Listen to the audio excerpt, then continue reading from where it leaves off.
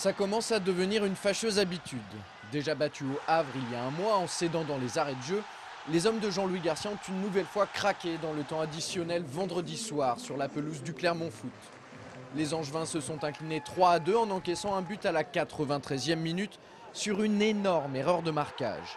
À ce niveau-là, on peut presque parler de faute professionnelle. Pour le technicien angevin, ça ne peut plus durer. La situation du dernier but est proprement inadmissible. Je l'ai dit à mes joueurs, on ne s'est pas voilé la face. Comment est-il possible que le numéro 9 adverse se retrouve seul à 5 mètres du but sur une touche dans le temps additionnel? Je veux dire, là, c'est une erreur de Benjamin. Donc bon, on s'est dit les choses parce que c'est pas acceptable. Ce qui est tout aussi inacceptable, ce sont les deux premiers buts concédés par le SCO dans cette rencontre. Les Angevins, et il n'y a pas d'autre mot, les ont littéralement offerts sur un plateau à des Auvergnats qui ont dû se demander si Noël n'était pas arrivé avant l'heure.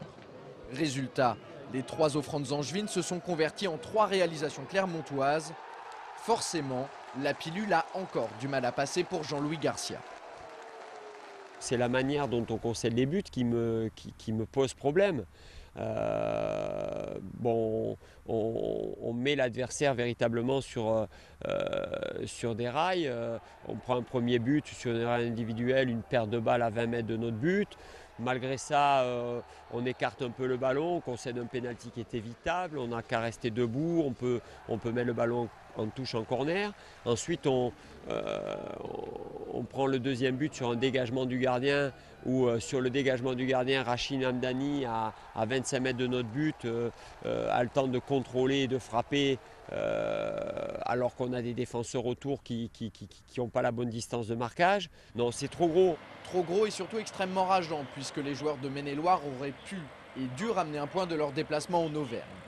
Mené 2-0 à la 63e minute, le SCO a trouvé les ressources nécessaires pour recoller à la marque grâce à son homme providentiel, Anthony Modeste, auteur de son deuxième doublé de la saison. Mais malheureusement, le talent de l'international espoir n'a pas suffi. Marquer 2 buts à l'extérieur, ça doit être suffisant pour ramener un résultat, au minimum un nul, et voir le plus souvent possible des victoires. Donc il faut qu'on règle. Après, c'est un état d'esprit individuel et collectif que de bien défendre.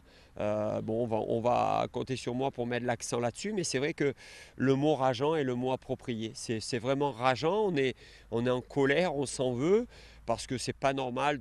Ça aurait été un point qui aurait valeur de 1,5, 2. Parce que de revenir de 0-2 à 2-2, c'était vraiment, on aurait dit mentalement, cette équipe est costaud, elle n'a pas lâché.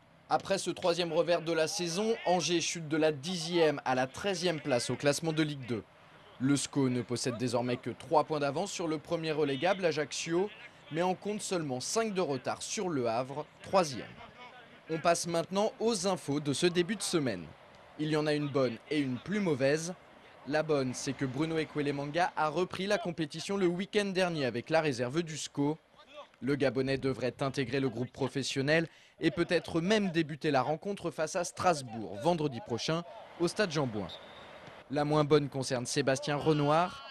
Le milieu offensif a ressenti une vive douleur au mollet lors de la séance d'entraînement de lundi matin. L'ancien Messin devait passer une échographie dans l'après-midi. Il pourrait être absent plusieurs semaines.